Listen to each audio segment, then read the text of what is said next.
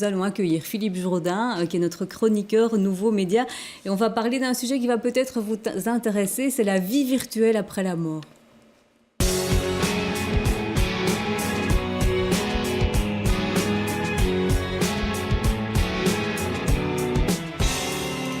Alors Philippe, bonsoir. Ce qu'on constate depuis quelques années, c'est que quand on est mort, eh bien parfois on ne l'est pas tout à fait. On peut continuer à vivre sur le net via les réseaux sociaux. Mais écoutez, on ne s'en rend pas vraiment compte. Il faut dire qu'Internet, c'est quand même, entre guillemets, relativement récent. Et puis on le prend souvent, même si on travaille avec le net de manière ludique. Et à chaque fois que vous allez sur des sites, il y a des quantités d'informations qui nous concernent, qui se promènent sur la toile et qui se promènent encore de très longues années après notre décès, puisqu'on sait qu'il y a environ 99% des sites qui collectent des données personnelles qu'ils gardent après votre mort. Et donc c'est très compliqué en fait de fermer ces sites. Est-ce que vous avez parfois des familles qui vous posent ces questions-là comment avoir accès à tous ces codes pour pouvoir fermer tous ces sites, tous ces murs? Ça c'est vraiment quelque chose qui ne préoccupe pas les héritiers. Ils sont plutôt préoccupés par les comptes en banque, faire en sorte que le parent survivant puisse avoir accès aux comptes parce que tous les comptes sont bloqués. C'est surtout ça qui les préoccupe. Oui. Ok, et Philippe, en fait, il existe quand même un moyen d'avoir accès à tous les codes. Bien sûr, c'est M. Blexy que les clients ne sont pas encore chez les notaires très intéressés. J'imagine que ça va, ils vont s'y intéresser dans les années qui viennent, puisque les réseaux sociaux prennent de plus en plus d'importance. Effectivement, il y a des esprits ingénieux qui, bien sûr, ont trouvé une solution. En tout cas, on croit être une solution. Ce sont les coffres-forts virtuels. Bon, il y en a plusieurs, j'en ai choisi un.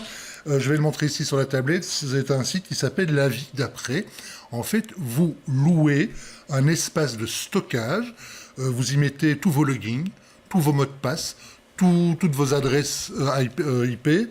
Vous pouvez aussi mettre des petits messages, de la musique, des films, des livres, des photos, tout ce que vous voulez. Et après votre décès, le site s'engage à contacter un proche, souvent un mari, une épouse, les enfants, et remettront toutes ces données à votre famille pour qu'ils puissent éventuellement fermer vos comptes ou bien garder des traces de vous. Voilà, cela s'appelle un coffre-fort virtuel, mais ce n'est évidemment pas la panacée parce que plein de questions se posent. Et ça n'a rien de légal. Voilà, et puis un jour peut-être ces serveurs, ces sites vont aussi disparaître. Donc voilà, on ne sait pas très bien. C'est une solution parmi d'autres. Oui. Alors, donc on parlait de la difficulté de fermer des murs, comme des murs Facebook par exemple. Il y en a certains qui se transforment carrément en mémorial. On peut même parler parfois de cimetières virtuels. Oui, j'ai trouvé un article intéressant d'un avocat français qui s'appelle Maître Anthony Bem, qui a rédigé en août cette année un article très intéressant qui résume un peu la situation. En fait, il y a quasi autant de règles, de règlements qu'il n'y a de plateformes et de réseaux sociaux. Donc chacun écrit ses règles et vous savez très bien que quand vous rentrez dans un site, vous cochez le règlement, vous ne le lisez pas. Voilà. De manière générale, c'est extrêmement compliqué d'effacer un compte parce que, en général, les plateformes n'aiment pas trop, sous prétexte de vie privée. Il faut savoir aussi qu'ils gardent vos données pendant très longtemps.